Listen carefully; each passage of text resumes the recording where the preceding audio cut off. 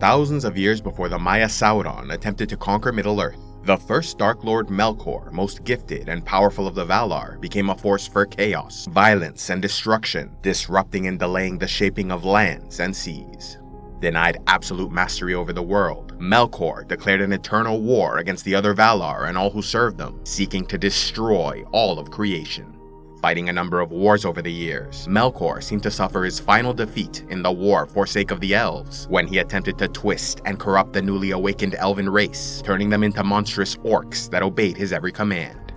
Wanting to protect the elder children of Eru, the Valar and Maiar sent their armies east from their homeland of Valinor, defeating Melkor's forces in the initial fighting at Angband and capturing their enemy after the Battle of Autumno. Desiring a swift end to the conflict, the Valar held Melkor with the special chain Angainor before returning west, making little attempt to eliminate the remaining servants of the Dark Lord, which escaped the battle or remained hidden in the lower levels of his fortresses. Servants that included the orcs, Balrogs, and his chief lieutenant Sauron, all of whom remained in Middle-earth awaiting the return of their master. Imprisoned for 3 ages, Melkor feigned repentance, asking pardon from the Valar while declaring himself changed and seeking redemption.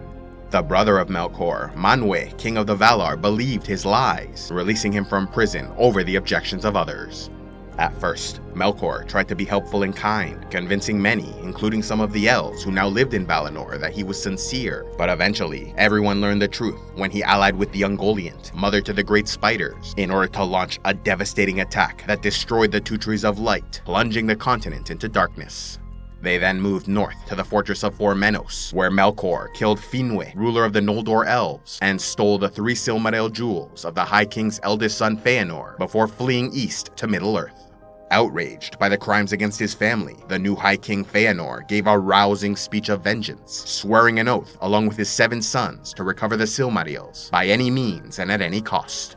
To begin, this meant sailing east to fight the War of the Great Jewels against Melkor, renamed Morgoth, meaning Black Enemy.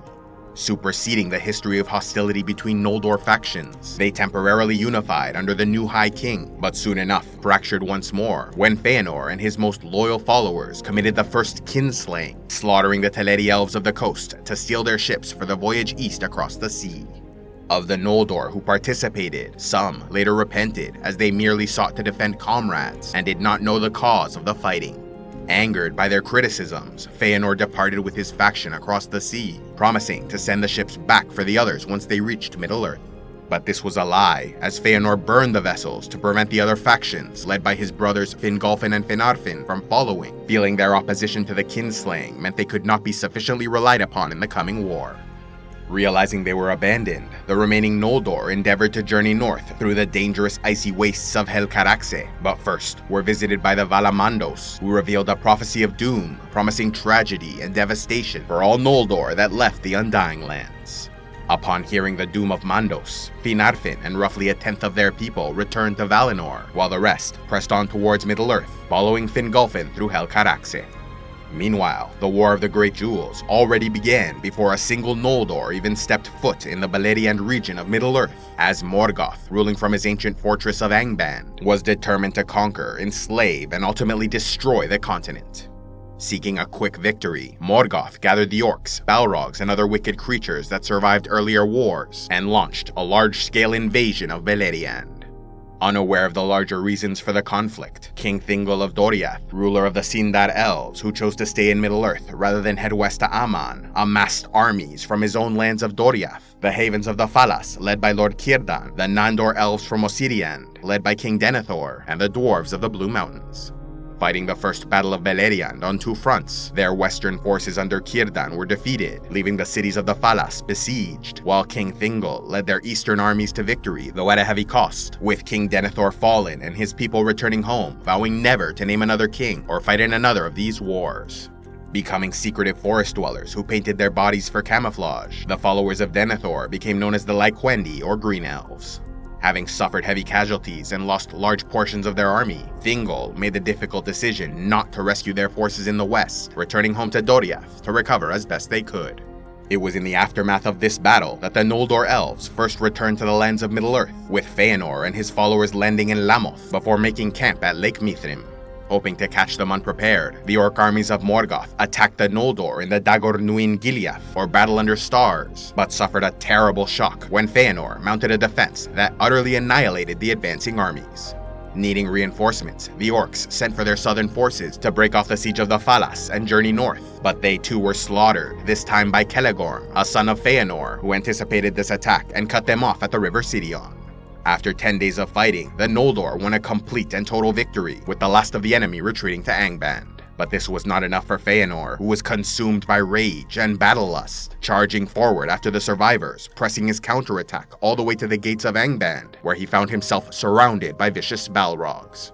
Undeterred, Feanor fought valiantly, slaying many foes until finally cut down by Gothmog, Lord of all Balrogs and Lieutenant of Morgoth. Feanor's sons then arrived with reinforcements and drove the enemy back, but were too late to save their father, who used the last of his strength to curse Angband 3 times before passing away. Perhaps the most gifted elf to ever live, Feanor's spirit was so powerful it burned his body to ash when he died. Though elves were immortal and entitled to another physical body after their spirits went through a period of self-reflection in the halls of Mandos, it was said Feanor would not be reborn until Dagor Dagorath at the end of the world, when he would finally reclaim the Silmaril jewels and give them to the Vala Yavanna so she might use their essence to restore the 2 Trees of Light. As if to further underscore the significance of this moment, 2 other extraordinary, history-altering events occurred at the exact moment of Feanor's death, including the first rising of the sun, created by the Valar to replace the 2 trees, and the arrival of Fingolfin in Middle-earth, successfully leading a second, larger Noldor faction out of Helcaraxe. A special thanks to all those who contribute to CivilizationEx, like Ishmam Ahmed of Shamiriana, Sir Bob of the Bowie, Torque Frostbite, and the Emperor of Mankind. If you'd like to help the channel, be sure to give a like, leave a comment, subscribe, and click on the links below, or else go to patreon.com/CivilizationEx, where you can get early access to videos, vote on future content, and watch the Patreon-only series, Heroes of Lore and Legend.